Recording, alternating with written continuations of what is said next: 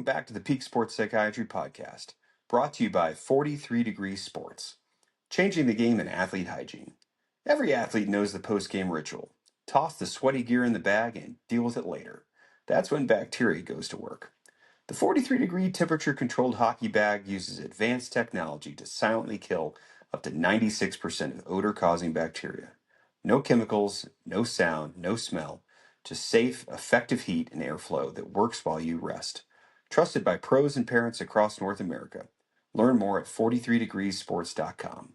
Now, let's dive in.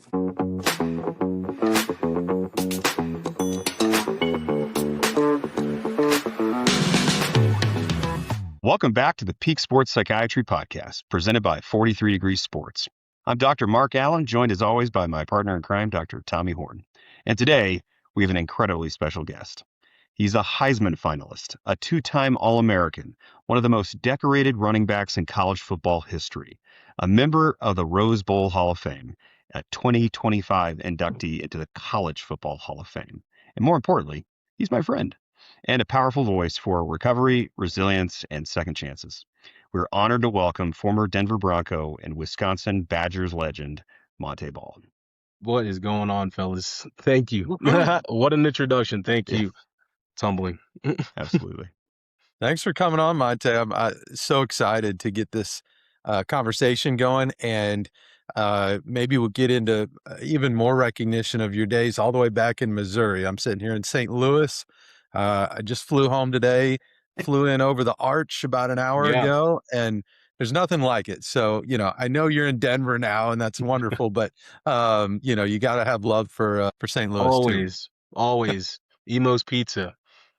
Now they gotta give money. No. Mark, you don't like the Provel? We'll have some it's terrible. for you. I'm not from St. Louis, but my wife swears by it, so whatever. Terrible. No way. Yeah, it's not terrible. It's not terrible. It's delicious. Yeah. So, Montee, your story, and we'll get into it, is one that I think a lot of athletes, but really just people in general, can relate to. They can see themselves in you, I think. And, you've had a lot of highs, a lot of pressure during your career, injuries. How do you respond to that?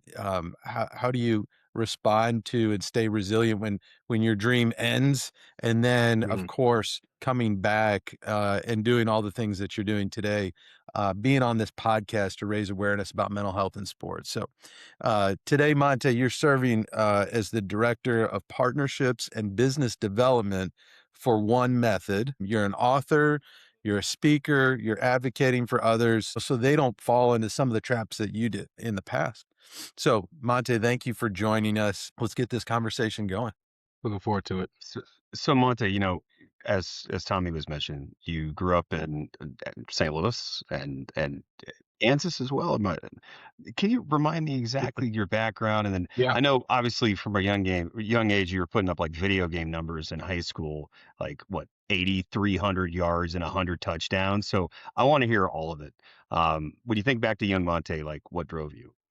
Yes. So the whole Kansas and Missouri situation. So I was born in Kansas, in McPherson, Kansas, right outside Wichita, and lived there for only 2 years of my life. My family then packed up, moved out east on Highway 70, back to, my mother wanted to get back to her mom, my grandmother. And so that's where the next 16 of my years, 8 of my childhood years, I guess, to teen years took place in Winsfield, Missouri. And so that's why those two states are, there. But for me, the journey started, of course, when I was 8 years old. I remember being 8 and I was outside playing football with my cousin, and I would literally throw the football to him. He'd catch it, throw it back, I'd catch it. And then, of course, we had that saying in our head, be home before the street lights come on. Street lights came on, so it wasn't home before then, but ran inside. And as I'm, taking my shoes off, getting up to the living room, I see my dad watching TV, and just like any other kid, I sat down, started just firing questions at him. I knew he was watching football, of course, but I started asking him, who are those teams? What's the orange team, the blue team, the what's the horse doing on the side of the helmet? of that team? Who are the zebra printed shirts running around throwing the yellow towels? I mean, asking all questions just like that. And he started answering and answering him. And then, of course, he could start to see that I was coming very excited, very interested in the sport. And so, long story short, he sat up, excuse me. I stood up. I told him, I was like, Dad, I want to be a running back for the Denver Broncos. I want to play for the Denver Broncos. And my dad was like, okay, we got to get you into football. And that's exactly how that journey started, literally just like that. I always wanted to play for that team, my favorite team growing up. And that's literally how the moment started. That's amazing. Wow. Okay. I did not know that one. That's fun. Uh, Golly, it's wild how the world works. Tommy? Yeah, I mean, what a dream come true.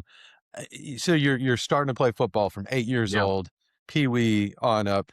At what point along the journey are you like, hey, I'm pretty good at this? I'm sure that, it was many years before you were like, well, that could be a reality. Or were you just like driven the whole time, like that you Right. you were going to be a Bronco and you knew it was just reinforced by the success that you were having? No, it's a great question.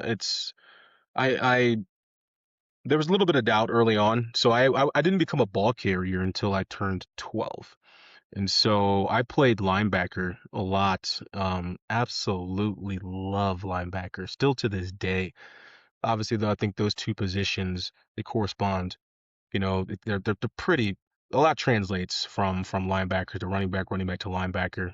And so played a lot of that actually for the first 4 years of my life. And then I needed to lose about 12 to 13 pounds in order to carry the football to be a ball carrier. And so I ended up doing that when I was 12, ate salads, ran, did all I needed to do to become a ball carrier. And from that moment on, I knew that's exactly what I wanted to do is run the football. And so come my freshman year in high school at Winsfield Timberland High School, of course, right, things have ratcheted up, right? We're not in Pee Wee sports anymore.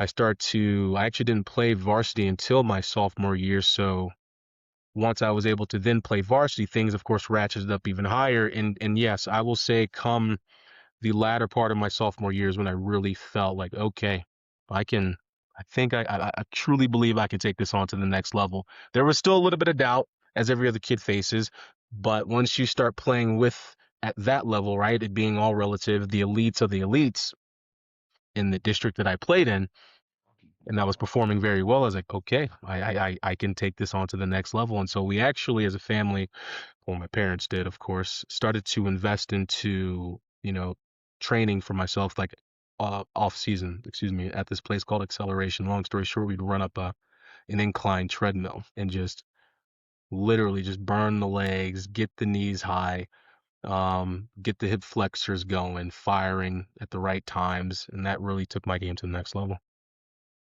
So, question for you. When did you actually start getting recruited Yeah. by colleges? Was it like in eighth, ninth grade or a little bit Ooh, later?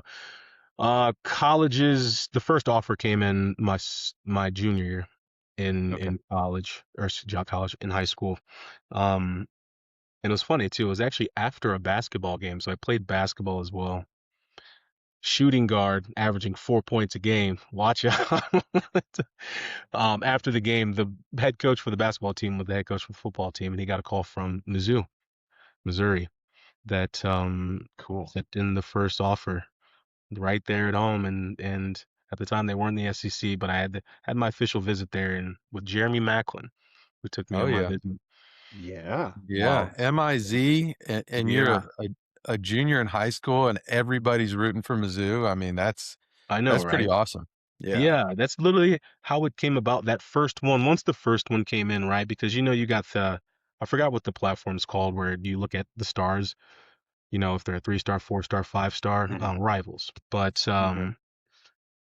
once that first offer came in and it was listed, and then the others came in. So why Wisconsin? Just Yeah, curious. yeah. I I throughout mean, and that, it's like running back you. I get that, but but but like you were part of the reason why it's called that. yeah, it's crazy. The rest of this high school story is it's exciting. It's very exciting, but also we only as a family we only knew what we knew. we weren't reading those contracts, those letter of intents. And so once the offer started to come in, I was able to narrow it down to Stanford, Wisconsin, and Iowa. Literally, those became the top three. And I remember Harbaugh called me when he was there, called the house, and I was like, "All right, Montee, yeah, the offer's in the mail. We really want you to come play football for us, et cetera, et cetera." But then he was like, "But come your senior year, because this was my junior year. We'd like for you to get into about 3 AP classes your senior year."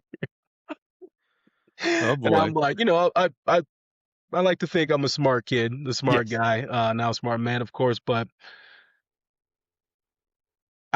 I, I didn't want to go too far from home, and so narrowed it between Iowa and Wisconsin, and actually took more official visits to Iowa than I did Wisconsin. I was at Iowa like 3 or 4 times. Loved what I saw there. Really enjoyed it. These are relatives in a sense. Iowa football, Wisconsin football, so similar. Took my official visit to the University of Wisconsin-Madison to play for Badgers, and literally a dream come true. From to your point, Mark, about the tradition of the run game, right? I was able to really soak all that in. Mind you, a small town in Missouri, I actually had no clue that Madison was an isthmus, that there was a lake on each side of it. Didn't know there was water that existed in the state at all. And so I go up there. I understand the running back tradition at this point. I get an opportunity to see the campus, how beautiful it is, and it's a night game against Ohio State. Hmm. I was sold.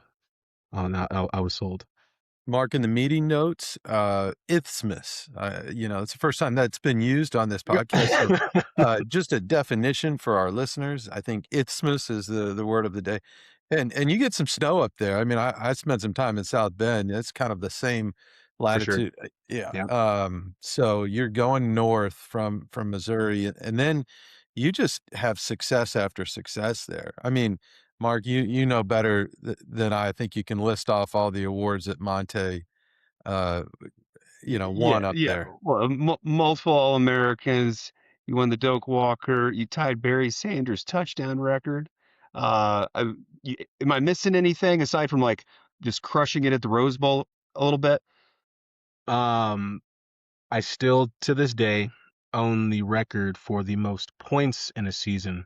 However, I tied Barry Sanders with 39 touchdowns, but I scored 238 points, I think something like that. And so I still to this day I still hold that record, the most points Wow. ever in one season by a non-kicker. Yeah. Yeah, yeah. Yeah. Uh, were you returning some kicks? No, I think some extra point or some extra points, some 2-point conversions, Okay. and also I think too, right? No, you're not missing anything, but Mr. Barry Sanders, of course, they do not count. I get to count my bowl stats. I say that. That's Get to fair. count my bowl stats. Well, But so when you no, look back at all of those awards, all that stuff, what stands out the most? Is yeah. it like the moments themselves, like the amazing memories, or is it your teammates, or is it Mm, just sort of like that mindset that you were in at the time, which was like, I'm here.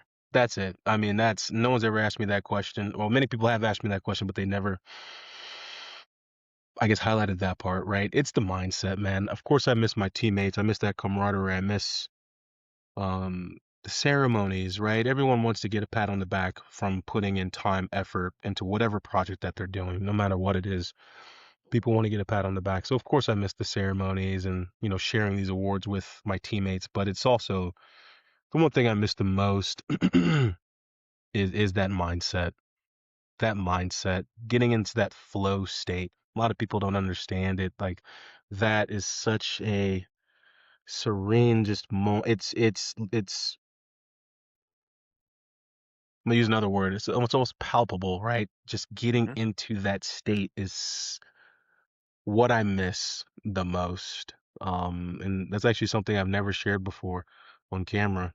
That I really miss that feeling, that scope, that just locking in like that is another level. Do, So yeah, do, do that's you something I feel, miss. Monte, is that something, that flow state? You're playing the game of football. There's not much more of a team game. Do you Yeah. feel like you kind of enter that flow state with when you're playing with a high functioning group with them, or is that more of an individual feeling? I'm just No, curious. it's great. Wonderful question. I love, yeah, I'd have to say it's more of the team thing when everyone's just firing on all cylinders.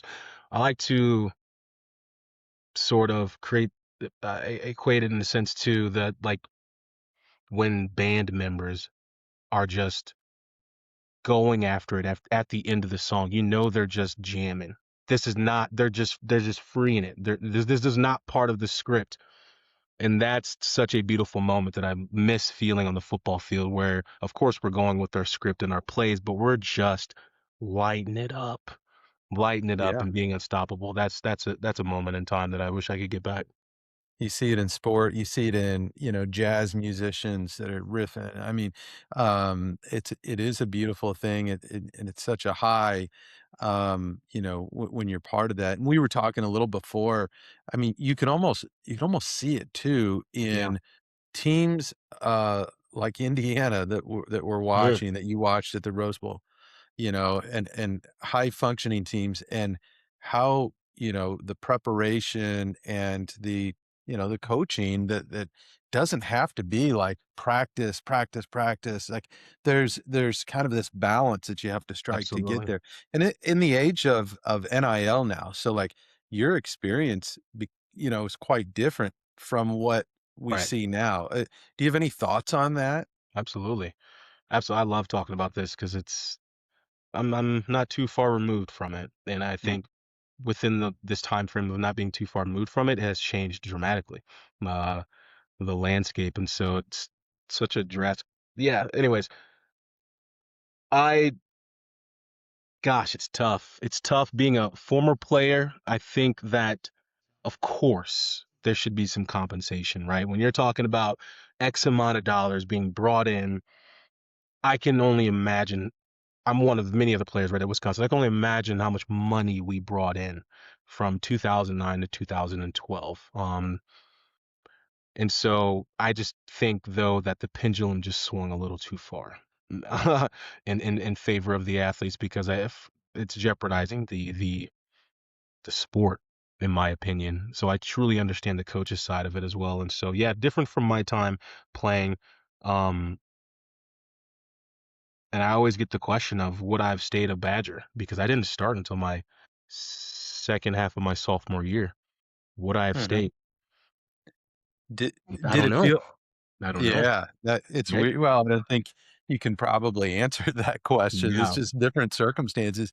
And now looking back, um, Which I'm sorry, I don't think even think I answered your question there. I'm sorry. no, I know, I think you did. I mean, it's a different environment, right? And so, my follow-up to that, and then I'll shoot it over to Mark, because I'm monopolizing the podcast. My No, you're good. follow-up is, with the joy that comes from you enter this flow state, you Yeah, are a collegiate athlete, an amateur, really, but it is a job. You're putting in the work, the time, you're putting in a yeah. lot of time and putting your body in peak, physical condition. Now, like, do you think that guys, have that same joy? Mm. And I see the joy there, but for you, did that joy diminish at all when it became more work, when it became more pressure, when it became more of a grind? Was there a point in your career, collegiate or otherwise, where you felt, like kind of a diminishment of that? Yeah, of course. Yeah, I think I think a lot of pressure brought, performance anxiety. That's what it is. It's a lot of folks can't, it's unfathomable to try to think about in any given moment within these 2.5, 3 hours, a decision that you make can either make millions of people happy or millions of people sad instantly. And that's a lot of weight to carry for an 18, 19, 20-year old, especially those that don't have the guardrails. And so I think for myself, and of course I know we'll get into this part of the story, that is what I struggled with, not knowing that I was struggling with it. This all came about in hindsight, but obviously when I was living in the moment, absolutely not. I didn't think that that was what I was struggling with, and I was developing a relationship with a substance, of course, that I thought, of course, was making me feel better. And so I do believe there are many other guys and gals in the student athlete realm that are facing that, where, yeah, the better you play, obviously, the more pressure that comes with that, the more that you put your body through, the more pain that you go through in the weight room or whatever that may be, right? The better the performance. And so it's a very tricky, avenue to be in. There's many different aspects that come about from it, and then this feedback loop is created of, okay, I guess this is good, this is good, this is good. We beat my body up, it's good, it's good, it's good. And now, don't get me wrong, I love the sport, but that's the reality of it. So we're gonna probably later in the podcast talk a bit more about some of that college experience, but I'm interested in the when you shifted. So you get drafted in the second round by the Broncos, your dream. That Yeah. what was that like? I mean, and what do you remember about like hearing your name and like did you go back to being a kid and seeing the orange jerseys on the field? I mean, it's literally, as cliche as it sounds, it's so true. Literally a dream come true. W- When that So I didn't go to New York, because New York trip, they were only allowing you to bring like one extra guest. And I'm like, well, right. I was like, there's a lot of people that helped me get to this point, and I want to celebrate this moment with them. And so I rented out this banquet room in a hotel in Madison. I had friends and family drive up from St. Louis, and obviously my teammates there as well. And I knew I wasn't going to go round one. My agent told me that. I'm like, okay, yeah, no problem, no problem. So first day went by, we also had fun. Second day, of course, he's like, yo, like, this is rounds, what is it, 2 to 4, 2 through 4, I think, on day 2. He was like, you're most likely gonna get picked up today. And so, of course, I was super anxious all day. Um, Giovanni gets picked up first, right? And I'm like, okay. I'm like, okay, all right, all right. Not the first back off the board, no problem. Then they pick Le'Veon Bell next, and I'm like, okay, all right. Just these anxieties just floating around. Did I do the right things? Am I all that, right? Did I have a great performance at the combine? Did I answer the questions inappropriately? Or just so many different things. The pessimistic mindset starts to come into play. And so, of course, I'm sitting there just playing with a Rubik's Cube. I'm just trying to stay occupied. Wait, And you actually were playing with a Rubik's Cube? yeah, I love those things, man. I love those. Absolutely love those. And so family and friends are behind me, beverages, food, whatever. And I have my phone propped up on this glass of water, and what happens is it starts to vibrate. Of course, a Oh, call is coming in, right? And so of course, we have the draft on the screen in front of us, and so it falls. Pick it up. It's a 303 number. It says Denver, Colorado. I shoot up out of my seat. I start hitting my dad. My mom, she's trying to find my mom. He starts crying. My mom starts crying because I'm like, it's Denver, it's Denver. And I answer, and it's freaking John Elway, dude. I'm like, yeah. At the age of 20, I was 22 at the time. Yeah. Yep, 22 in April of 2013. And, growing up as a kid in a small town in Missouri, my father's a Broncos fan. So when I was young, I just jumped on the bandwagon. But when I really started watching the game, I was like, I really like this team. We're talking in the 90s here, the Broncos in the 90s. TD, who was my idol growing up, to John Elway, right? Ed McCaffrey, Rod Smith. I mean, this was an exciting team to watch as a little kid, yeah. being my first, exposure, really. And so when John Elway called, I was like, dude, this is crazy. John Elway called my phone. And of course, he was like, Montee, this is John Elway. How you doing? And I'm like, Mr. Elway, I'm doing very well. And he said, this pick coming up next, we're gonna pick you. Would you like to be a Denver Bronco? And then, I start tearing up, crying, and we all start cheering once they announced it on the television at the draft. And next day, I was in Denver, doing Oh, media day, literally the next day, for just a 1-day trip to, take care of some media. But a dream come true, fellas. Honestly, it's the chances of that happening are very rare. It's already extremely rare to get to that point of being drafted, but then to be drafted by your favorite team. And so once that call came in, and once I flew back from Denver, I um tweeted out a photo of me wearing a Terrell Davis jersey when I was 8. And so, so yeah, That's awesome. Okay, so you get selected. Elway calls you. You yeah, go to Denver. You're doing some media, and then like life happens. You're now a professional. Well, fast. how did the NFL feel compared to being in college? Yeah, Like walk me through that. yeah. I would say the initial change that I experienced that I wasn't, accustomed to was really just how the practices went. They really take care of your body in the NFL. Not not saying they don't in college, but there's a significant amount of money that they're invested into you. That plays a role into how they practice. And so that was the immediate thing that I noticed after, of course, meeting Peyton Manning for the first time in my life. And so, I get there to the facilities, we report for OTAs, and there's not a lot of folks in my life that was, get me starstruck, but it's Peyton Manning, right? And so when he came around the corner, I was like, such a blessing to meet you.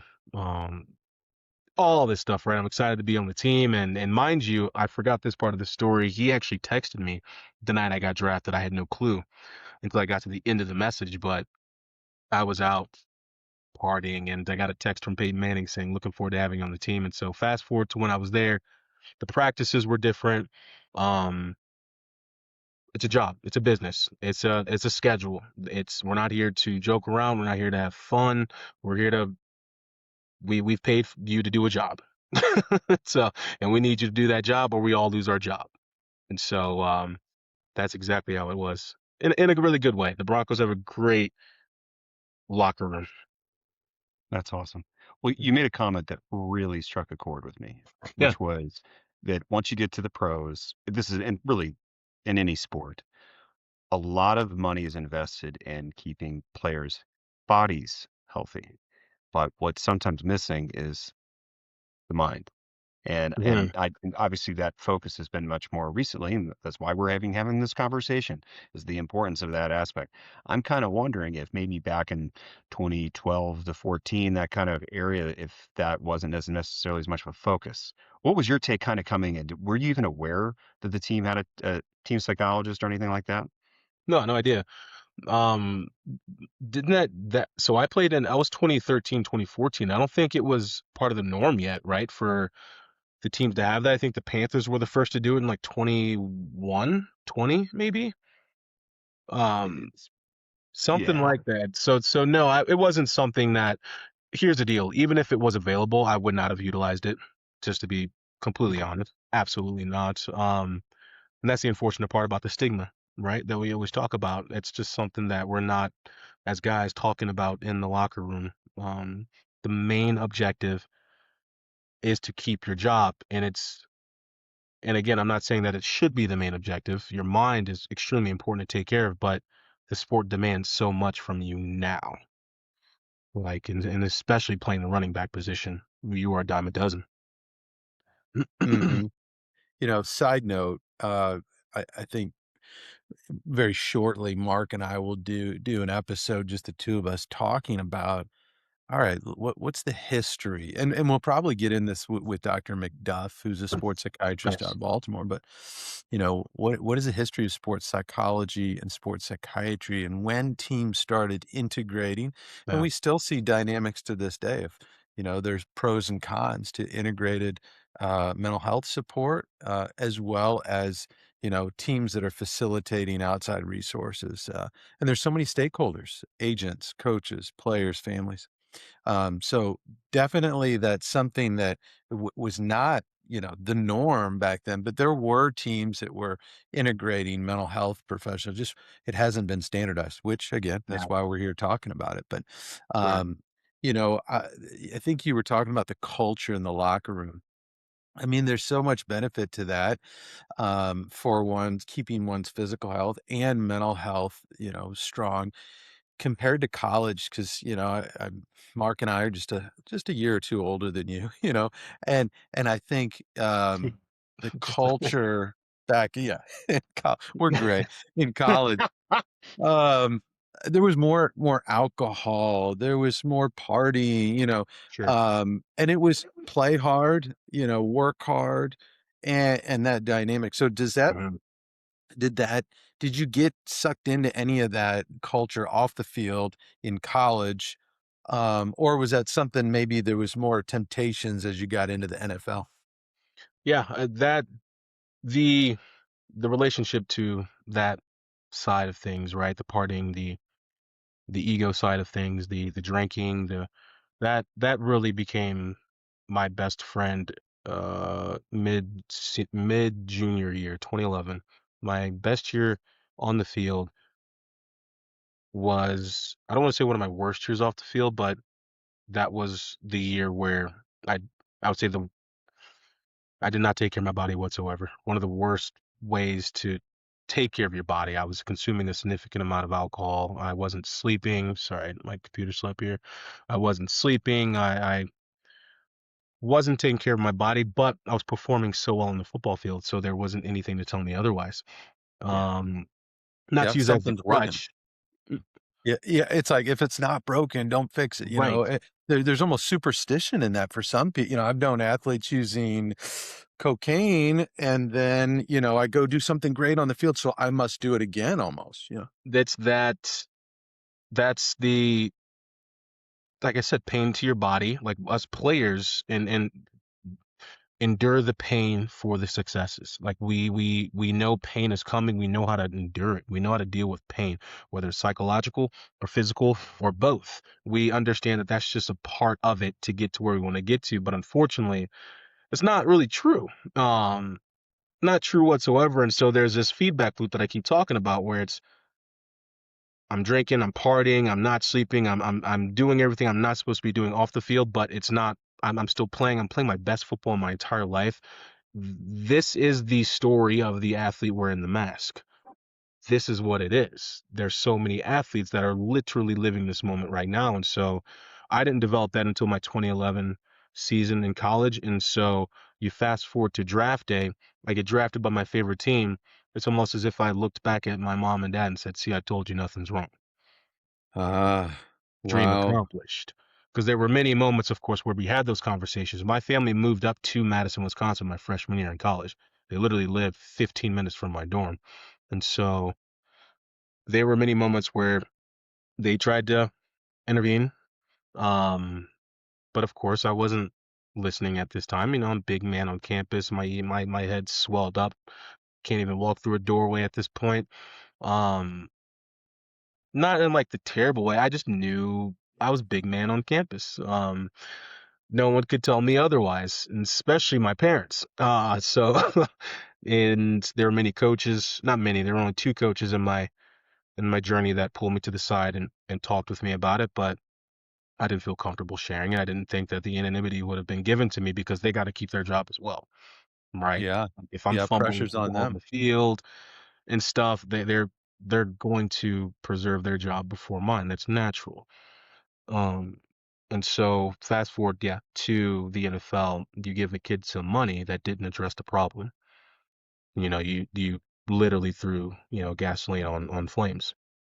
Amen. Yeah, that's powerful. And your body's holding up. You mentioned that, right? Your body's, for the most part, you get Oh yeah. drafted, Oh, and I thought you were talking about right now. I was like, hey, my body's great. no, well, Oh yeah, man, we can talk about that, but we're all getting old now, aren't we, I hear Montee? you. I hear you. So you your body holds up, but then we'll get into, I think, ego and identity and some of Yeah. those things you're talking about, because they're such powerful forces on our behavior and how we go about things. But Mhm. that's reinforcing your body's holding up, reinforcing whatever habits or behaviors that they're not a problem. So when can we get into a little bit of, like, okay, when are injuries are almost inevitable, especially Right. for a running back, or a linebacker. It's a contact position Right. most plays. So tell me, how did that affect you? What were those injuries like, and how did that feel? Yeah, yeah, yeah. I love that question because it's, for me. I tore my, so had a very productive rookie year. I was behind. I was second string behind No Marino. We went on, of course, to play in the Super Bowl against the Seahawks. So great first year AFC champs. It was wonderful. Going to my second year, I become the starter. No, Sean goes to Miami, and it's my time now, right? Well, come fourth game of the season, I tear my groin against Arizona, the Cardinals, and placed on IR. And then, of course, on our schedule, when the Rams were in St. Louis, it was like 7 weeks later. I'm like, I need to get back for this game. I have to get back for this game. So I'm rushing through PT. Mind you, not only am I rushing through PT, I also have all this time. I only had to be up at the facility for 2 hours a day, and I wasn't traveling with the team. What do you think I was doing? Um, wasn't taking care of my body as well. And so St. Louis game comes up. I'm ready to go. Second play of the game, I tear it again. And it's almost if my career started in Missouri, and that's literally where it ended, because that is the last regular season game that I ever played in, was back in St. Louis, because 2015 I was released before the season started. And so how I felt throughout that moment when I tore it that second time and placed on IR, useless. I felt useless. It's literally, I felt useless. I'm so used to going to war, and I'm not going to war anymore. A warrior without war, and I hate saying it that way, but it makes sense. I just felt so useless. I saw the guy behind me performing very well. Of course, he's chomping at the bit now, right? This is his opportunity. And so for me, that slippery slope came about where I have all this time. I'm licking my wounds. Um, and of course, not taking care of my body. And it just started to grow into this. I became angry. I became very angry, because I knew my days were coming to an end. I knew I wasn't taking care of my body. I knew I had opportunities to talk to those that were around me that were asking questions, but failed to look at myself in the mirror And at you that can point. name those emotions right now, pretty crystal clear. I imagine back then it's kind of muddy as you're going through Yeah, that, and alcohol. We should do a whole series, a whole podcast on the effects of alcohol on the brain, and of course it's absolutely. addicting, but it also distorts your thoughts, and leads to depression. Most people aren't going to develop alcohol use disorder or, alcoholism who use alcohol, but the people who do, it's just devastating. It So, is. what was the extent? I mean, Mm. can we go like how dark did it get for you? Yeah, yeah, yeah. Again, I'm an open book. Transparency has been the best route for me throughout these 10 years, and it got dark. It got dark. So going into my 2015 season, when I'm starting to play a lot in the preseason, and that's for your own sake, that's a red flag. Um, that means, of course, I'm one of the last 5 or 6 or 7 or what have you on the chopping block, and so the call comes, of course, that I didn't make the 53-man team, and again, at this moment, I was unrecognizable at this point. Just to be straight out, I was ignoring phone calls. I ignored a call from the Jets, from the Bears. Um, was ignoring my agent. Talk about having free time. This is my first fall since the age of 7 that I'm not wearing shoulder pads. Mm. All of this free time, literally, and some money in the bank. And I, of course, just went back to what I was so familiar with, which was just consuming a significant amount of alcohol, surrounding myself with people that are locals at the bars as well, getting others to help me lick my wounds, right? Because in these bars, it was, oh my gosh, it's Montee. This is this ego part. It's Montee. Hey, when I'm feeling sorry for myself, of course, internally, but it felt good to receive those affirmations from strangers who I don't know. And so I was in that mindset, in that process. And of course, at the time, I went back to Wisconsin, and I met a woman literally like week 2 when I was back. Um, We both enjoyed partying a lot. She was a bartender. And there was one night, of course, where again throughout this process, I'm not blaming myself at all for anything. It's everybody else's fault but mine. And so, of course, the person that was closest to me received a not so kind, which everyone wasn't receiving a not so kind Montee, but the person I was spending a lot of time with, um, experienced some, yeah, a terrible moment. And so we ended up getting a hotel. She wanted to do something special for me. And we were going to this hotel, and one of my friends texted me that there's an open bar at a place. And of course, I'm not passing up free alcohol, not this time in my life, in Madison, Wisconsin. Again, back to this ego, lick my wounds. I need people to tell me how great I am, because I obviously don't feel like it. And she stayed back in the hotel, upset, of course, rightfully so. I go out, I party, I drink, go back, of course, and she had some words to say to me, rightfully so. Um, of course, one thing led to another where we're arguing, we're screaming, and I shoved her out of my way, which is in the police report too. I literally pushed her pretty hard and just to get out of my way so I can leave to go to another hotel, and she ended up getting injured. I walk out, I get arrested, and I literally told the cops right then and there as a guy, I made a mistake. I made a mistake. And so a cowardly moment in my life, and I reaped what I sowed because following that, it was a Friday. I was arrested, of course, and didn't get to see a judge till Monday. But while I sat in jail for those 3 days, I actually ended up watching the Denver Broncos beat the Carolina Panthers in Super Bowl 50 while I sat in jail, February 7th of 2016. I was arrested February 5th of 2016. And so I was in this cell with like 8 other inmates. And of course, I saw them going to the phone, making their calls, and then turn around and looking at me. Um, And then, of course, when the game came on, one was like, that's supposed to be you up there. You're supposed to be the symbol of, he went down his whole manifesto or whatever, his whole speech, on the manifesto, but his whole speech. And it was a crazy moment. One that I needed, though. I needed to be humbled. Um, needed to be humbled. Yeah, Mark and I both admire your courage. I mean, obviously, just to be on with us to tell the story, and you've told it before, and I can just tell it's hard to tell it now, and Yeah. have that accountability. But it's almost like you tell it like it happened yesterday, because it sounds like that was rock bottom, Oh, and that yeah. was accountability Oh, started yeah. from there. Recovery came from that Yes, too. good. So Yes, tell good. us about that. Tell us about your path out Yes. of. Yeah, I love that because there's another, the story doesn't end there, right? And, Mhm. I reaped what I sowed. When I talk about this, I always want for folks to understand this too, is there's no woe was me. I'm not the victim here.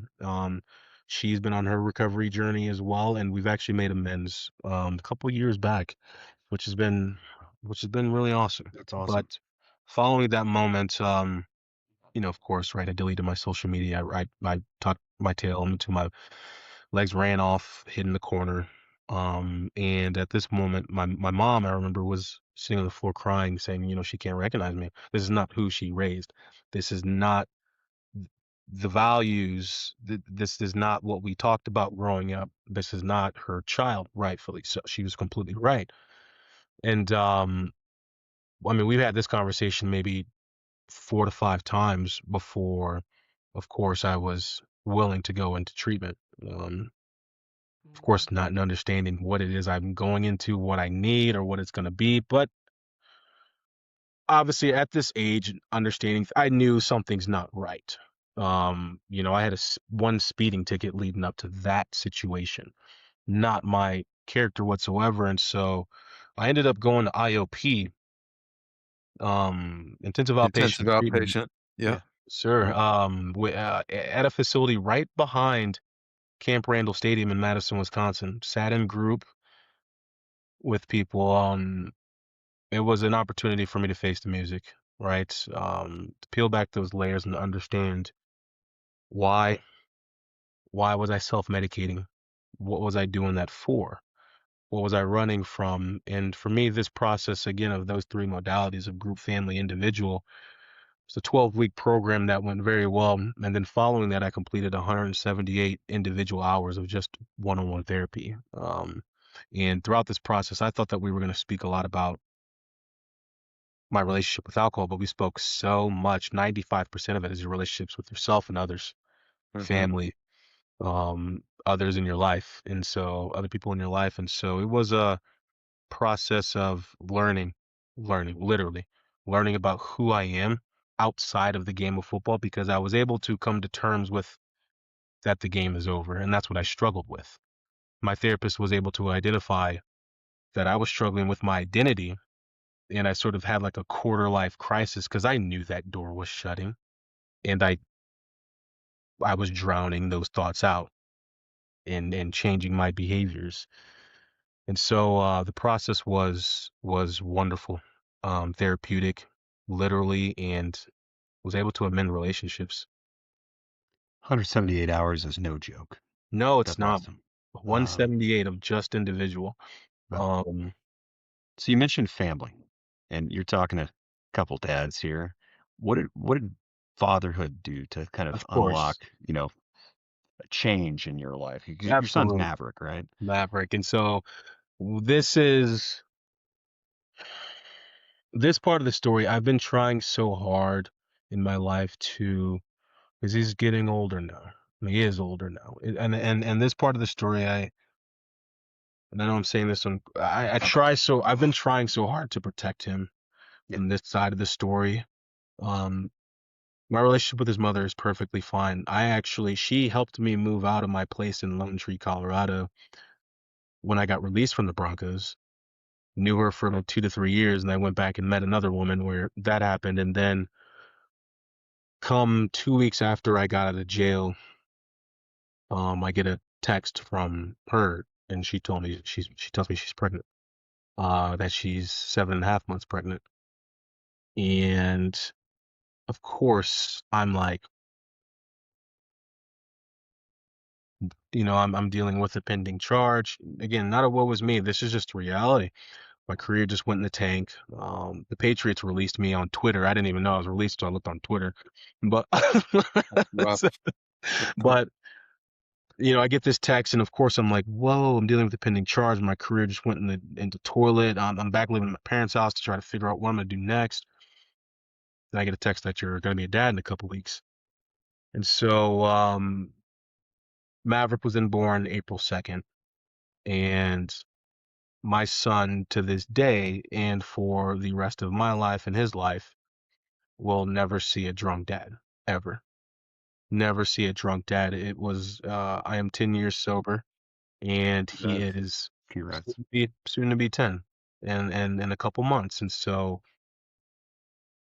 having a child, of course, those that don't have it, but having a child, of course, once I picked Maverick up for the first time, now I understand that, literally my actions, my thoughts, everything that I do is going to directly impact another human being that's going to be completely reliant on me. Um, and so it brought about this responsibility that I just needed at the right time in my life. It's unbelievable, fellas, how it all came about. Um, unreal. Seriously. I don't want to get religious here, but me being a believer in a higher power, it's crazy how he came about at the right time. In the moment I thought it was the wrong time, but no. No. It's okay to talk about faith on this podcast. Anything goes. And what a blessing, the success you had from 8 years old till professional. Gosh, I mean, it's a dream come true. It was your words.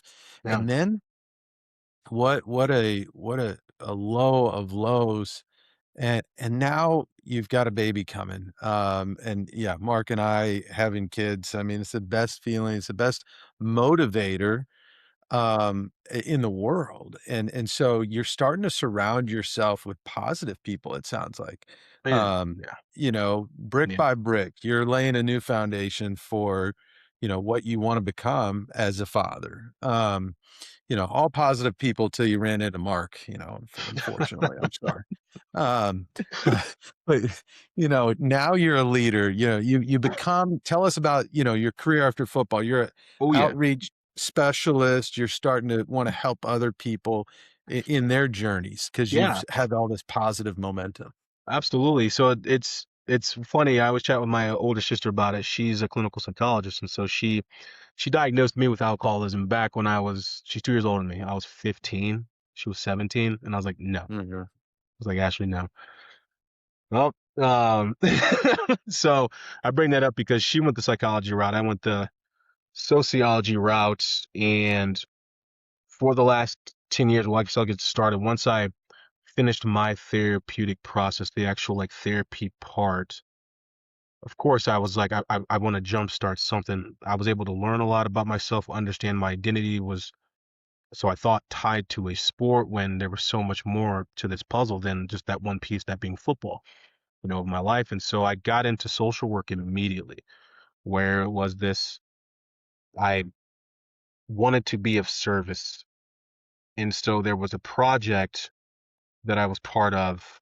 This would have been 4 years into my recovery. Prior to that, I was doing case management, but I always love to talk about this project back in 2020 in Madison, Wisconsin, at the peak of COVID. Um, the stay-at-home order was put into place there in Madison. I was working with a treatment provider at the time. And long story short, folks experiencing homelessness were put into these hotels, and I was sent to this hotel and lived there in 2020 for 9 months with people experiencing homelessness. Delivered meals to their door, breakfast, lunch, and dinner to 60 residents, and of course, listened to their stories, help them get connected to SSI benefits if they're eligible, to job training, to resource, just navigation, right? It is essentially what it was. And I was able to learn so much about, of course, that being not a lot goes into being homeless.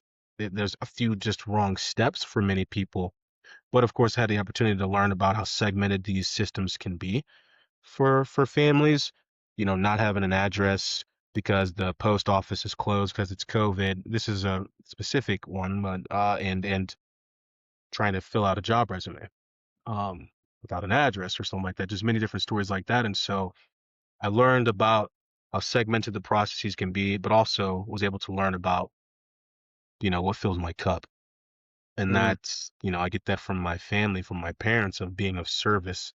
And so that was a project where I learned so much.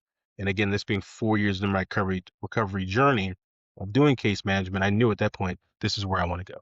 This is what I want to do. This is why I'm here. This is really what I want to pour my passion into. And so from that moment to today, I've worked with treatment facilities, right, to doing business development. I really, truly love talking to families, mom and dad, brother, sister, grandma, grandpa of a loved one, or the one that's suffering of how to get connected to the right resources in the community. Because I remember back in my time when I was searching on Google for therapists near me, at that moment in my life, I had no clue that there were other levels of care. I didn't know about IOP. I didn't know about PHP. I didn't know about detox residential, none of that. And so just allowing for families to understand what the right resources are out there for them is something that really fills my cup. And from that moment, um, I've been able to actually launch my own nonprofit. It's called Game Plan Life Foundation, which I'm very excited to talk about. I want to get in more to that. One follow up. You mentioned your mom, your sister. What do they think of your new vocation? You got to a point where they were like, "We don't recognize you," and now, like, how proud are they of this Yeah. We vocation, don't the new recognize Montee? you, Montee. Yeah, yeah, yeah, Yeah. yeah. They are, and they're very proud, Tommy. They're very proud, and it's because they saw it. They saw it at the bottom, me at my worst, and there may have been times where they might not have had hope. I was in a pretty dark spot, and Mhm. so to see how treatment can work for not only just the person that needs it, but that is signing up for it, but the family. right? We tend to forget about the family that's also impacted, the moms, the dads that they're scraping for dollars, they're getting out of HELOC so they can pay for this expensive treatment, to so many other different things. And so to see a case study that worked, and obviously I'm biased, it being my own and loving it, I want to talk about that. And so they're proud. They're very proud of where I'm at and what I'm doing and how I'm utilizing my platform. Well, you should be proud for I them doing that. appreciate it. So tell us about the nonprofit. Yeah, very excited about this. And so my nonprofit called Game Plan Life Foundation, the way that I love to explain it is essentially what we're doing is bridging the gap between sports teams, sports athletes, student athletes, and mental health providers in the community. I'm not creating a slice of bread here, most definitely not. But I believe with my platform, my voice, I can most definitely amplify it to a level of what problem we're solving. And the problem that I want to solve is getting resources into the hands of our teens and our young adults that need it. And so one thing that I really love doing, and I've been doing it for the longest, and I'm going to give a shout out to the hidden opponent here, for what they're doing, because I really love the work that they're doing there. And there are some similar aspects to what I do as well. And, creating these panels with folks like yourselves, right, to come up there. And if we have a student athlete panel, we're going to have students, athletes up there. If we have a student one, we're going to have students. We're also going to have a licensed clinicians from the community, be a part of this panel as well, this workshop, whatever it may be, just to allow for these students, those participants, to understand what resources are in their area. Of course, we're going to provide a screening for them as well, so they can screen themselves to get a feel for how they are feeling in the moment, have the session, and then, of course, provide them with the resources to follow by help of the partners that we have within the nonprofit. And so I'm very passionate about that. I'm very excited about that. Again, that's the way I love explaining it, is because it's easy to conceptualize what I'm talking about. We're bridging this gap. I'm using my platform to bridge this gap. And what problem am I solving? The problem I'm solving is we're going to get more screenings done, of teens, of young adults, of student athletes, and then, of course, get the resources in their hand, resource allocation. And so that's what I'm proud of today. Yeah, you're speaking our language, and we're proud of that too. You got to know, what we're trying to accomplish. So you clearly state your goal. Screening is a part of it because, we're on this podcast talking about things that sometimes a young athlete, a teen, who's really not able to name emotions like you're able to at this point, not able to really point to those dynamics at home, those psychological and social factors that are driving them Yeah. towards destructive behaviors. And we talked about pressure is so high these days. I, personally think, the collaborative approach of working with anybody who we want to work with in the community to provide those resources, I think that's really strong. How's the community rallied around your nonprofit and the support from mental health professionals, including psychiatry, but gosh, there's so many other peer support, therapy. Exactly. How's it been? Yeah, yes, sir. That's why it's so exciting, because this mental health tree has so many different aspects to it. And so it's been well received. It's been well received in the Madison market to start in Wisconsin. And got some great relationships there with the Madison Metropolitan School District, and it's been going very well. To be honest with you, it's something that it's crazy that it's come to fruition, that it's happening, but been well received because been very strategic about how I wanted to launch it, who I wanted to lean on, how to make it sustainable, right? That's the most important thing. Not to be too reliant on grants. And so I've taken my time to make sure I built the foundation, and now I think because of the foundation is built so well, the mission has been received well as well. And so what we're doing right now is just collecting more schools in the Madison Metropolitan School District and deploying this program inside of the schools and creating this web. We're going to go to Milwaukee, and we're going to go to my hometown, Wentzville, Missouri. We've already been speaking with them. They're very excited about it. And then, of course, Wentzville looks different from when you were there. it Wentzville does. is the fastest growing It's so area in huge the now. state of Missouri. Yeah. Yeah. It's massive. So I'm always there. Well, I go back to St. Charles every year, my grandmother's birthday. Every year back in St. Charles in September, but Wentzville's huge. And so, yeah, that's part of the year 2 plan, is to take it back home, of course. And so that's what Yeah. I'm super passionate about is an ambassador program, but also fixing that problem. We need more screenings. We need to get the right resources to the right people, to the right families, and of course to the right athletes, right? The student athlete arm as well. And so that's what I'm pouring my passions into. Yeah, right care, right place, right time, and an early intervention because Yeah, as we say so many times, the athlete population is vulnerable right. due to stigma, but due to that, drive for performance that sometimes they might neglect a Yeah. problem rather than take it on early. And so as you're creating this nonprofit and this network that's amazing, are you thinking about 19-year-old Montee Mm, or 18-year-old Monte, like, what would I have liked to have at yeah. my, resources, at my fingertips when I was younger? It's tough. It's such a great question because it's like I said, the demand for the sport was so high. I think what's super helpful nowadays? What's very helpful nowadays is mental health conversations are just at a different level than they were 5, 6, 7, 8, 9 years ago, and of course prior to that. Mhm. And what I mean by at a new level, as we really see you both shaking your heads, where of course it's a lot, it's in the norm now, right? It's part of the norm, for people to have these mental health stages, to talk about it, to destigmatize, X, Y, and Z. It's more in the embedded into society, which is great to see. There's a lot more work to do, but we can clearly see the differences. And so I am not sure that I would have even utilized it back then. And that's I will always be brutally honest. Mhm. Don't believe that I would have because the stigma was just outright just beating down on people.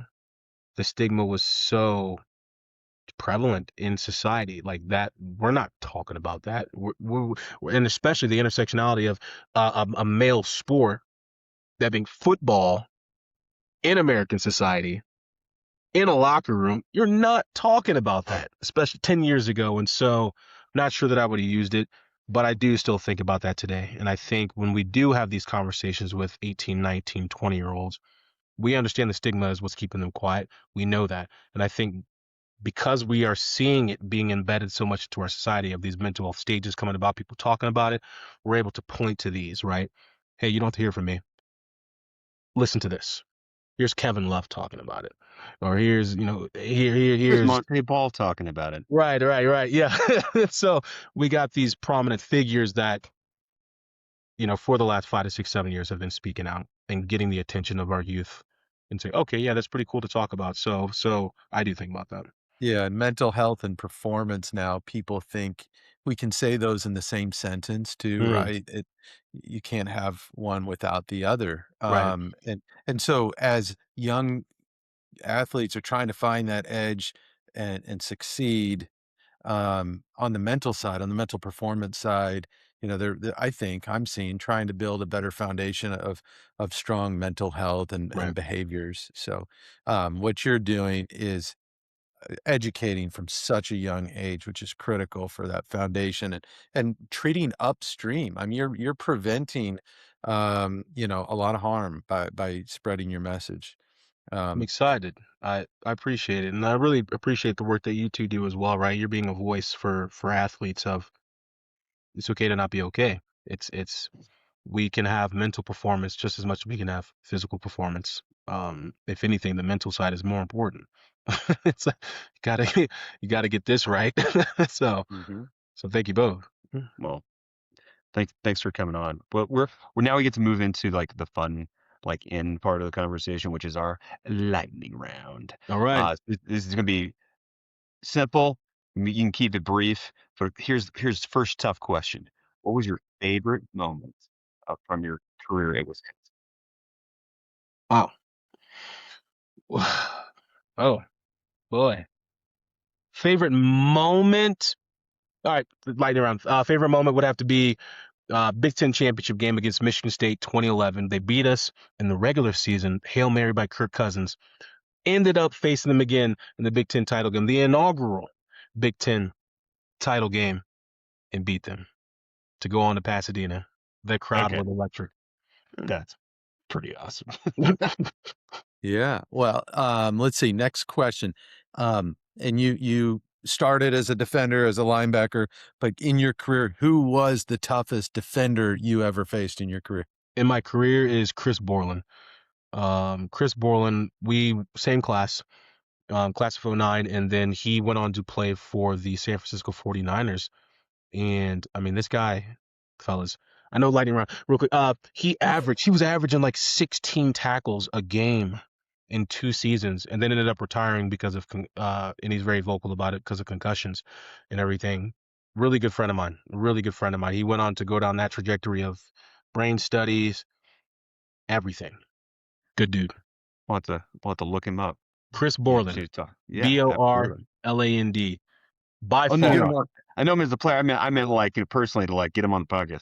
Yeah, get him on the yeah. podcast. Talk about CTE For sure. That'd be a good I'll reach episode. out. Yeah. Yeah, he's very vocal about it. He spoke about it on the documentary of the tight end that the Patriots don't like to talk about. Yeah, fair. He was on that documentary. Interesting. All right, next one. Best meal in Madison, and when is your restaurant, The Backfield, opening? I love it. All right, I'm gonna give a shout out to many people think of this the other, the known spots. There's this hole in the wall Chinese spot right by Camp Randall Stadium, right behind the library. The library is not a library, it's a bar, but right behind the libraries was there's this hole in the wall tucked in the corner. You would think it's a laundromat. Terrible front, just awful. Amazing Chinese food, the best, called QQ's Express. QQ's Express. Put that in the podcast notes. For sure.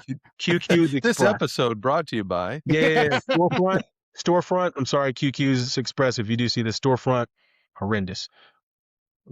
Amazing food, beautiful staff, great care, awesome place. All right. I wanted to go up to see Notre Dame play Wisconsin, but I think they're playing at Lambeau this fall. Is that what they got at Lambeau? I think we need a road trip, and maybe some tailgate, maybe some Chinese food at the tailgate. 100%. I'm talking. It's right next to the stadium, because we would go there in between our breaks from practice and meetings. We would just awesome. walk there. Last one, kind of fun, family-oriented question here. So we're 3 dads here, and I think my harshest critics, but also the people who build me up, or whatever my kids say to me. So what is Maverick now? Yeah. Maverick is turning 10, or he's 10 already. Turning 10. Mm-hmm. I love that age. What grade is he in? Yeah, 4th grade. All right. So, your son Maverick, what is his favorite thing about his dad? Quick question, or quick answer. My jokes. I'm at this. He's liking the dad jokes, which I'm like, because it's not going to hold on for much longer. The dad jokes are good. The dad jokes are working still, and so he likes my humor. Do you have one, Montee? Do you have a dad joke that you can share? Yes. Go for it. Why is it important to flush your toilet on New Year's Eve? I don't know. Oh, I don't know. So you don't take the old shit into the new year. Oh, I thought you were going to say, in case the ball drops, like a play on your last name there or something. I don't know. That's awesome. That's just a corny dad joke. So that's actually kind of layered, especially with this conversation. Yeah, leave that shit behind. Yeah. Yeah. Right. Exactly. We're Exactly. moving forward here. Well, Montee, thank you, brother. Appreciate you being on the show, for being vulnerable. I mean, dude, you went deep. So I thank you very much for Thank doing you. that. Because your story is going to resonate with so many people and on a lot of different levels. So it's really a gift to kind of hear how you've turned that pain into purpose. So anyway, I can't wait for your new book to get written. Hmm. Um, okay, maybe you're not actually still writing it, but No, it's no, looking. I won't share anything like details, but it's in the works. I have an awesome literary agent out of Madison. She's been crushing it, by the way, and Nice. so we are very optimistic here about a deal. Yeah, Oh, cool. Well, about for a deal. those that don't know, Monte's first book is called Falling Forward, which I think Nowhere also to run. Nowhere to Run. Is it done Nowhere to again? run. Okay. Is it wrong? Is it Falling Forward for Nowhere to Run? Books. My first book's called Nowhere to Run. Oh. No, no, it's okay. Well, It's I may or okay. may not have just given away the title of the second one. No, no, no. I'll tell you guys. I'll tell you guys the second title once we get off the. Once we Okay, get. fair enough. That was good. Well, and we're going to have you back, as We'll have our follow-up viewership conversation for and sure. our listening audience grows. Hopefully will be another platform for promotion for you for the next Yes, book. sir. On that note, if you like this podcast, hit like and subscribe and all that fun stuff. But just echoing Mark, I mean, we're proud to know you. We're proud of the work you're doing. Thank you, We're fellas. grateful that you're a partner in this space. For anybody out there who is struggling, and we know those people are out there. The statistics show, and all of us know a family member or a friend who's suffering from either addiction or mental health Hmm. challenges, behavioral health issues. You are proof that it's never too late to rewrite your story, to use that literary analogy. And gosh, if Mark and I can write a sports psychiatry book sometime in the future too, we'd love to have you, be Yeah, a contributor or forward for that Vice as well. versa. Both of Let's you let's do on it. this book. let's do it. Oh, Yeah. we got to chat. Yeah. Let's do it. So to just wrap it up, thanks everyone for joining us today on the Peak Sports Psychiatry Podcast presented by 43 Degree Sports. If today's episode resonated with you, please like, subscribe, and share, and we will see you next time.